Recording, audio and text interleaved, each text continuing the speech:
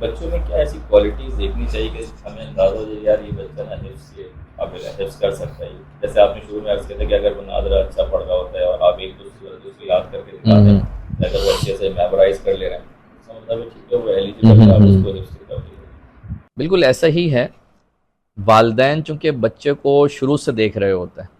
مطلب جب وہ دنیا میں آیا اس وقت بھی دیکھ رہے ہیں، بلکہ اس سے پہلے بھی دیکھ ہی رہے ہوتے ہیں،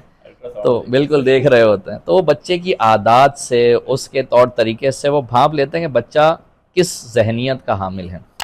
تو اب جب بچے کو تھوڑا سا بڑا ہوا تو اب والدین خود بچوں کو دیکھیں، اور اس کے ساتھ ساتھ کہ جو حفظ کے اساتذہ ہیں نا ان سے تھوڑے سے ڈسکشن کر لیں کہ ہمارا بچہ ایسا ہے، اب آپ بتائیں کہ ہم کیا کریں،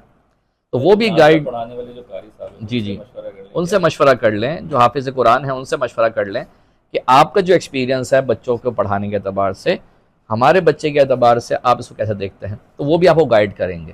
تو اس لیے والدین خود بھی جج کریں، بچے کی صلاحیتیں بھی دیکھیں، اس کی شارپنیس بھی دیکھیں، اور ساتھ میں جو اس فیلڈ کے ماہرین ہیں ان سے بھی کانٹیکٹ کریں کہ بھائی اس طرح کا ہمارا بچہ ہے، تو اب اس کے بارے میں آپ کیا مشورہ دیں۔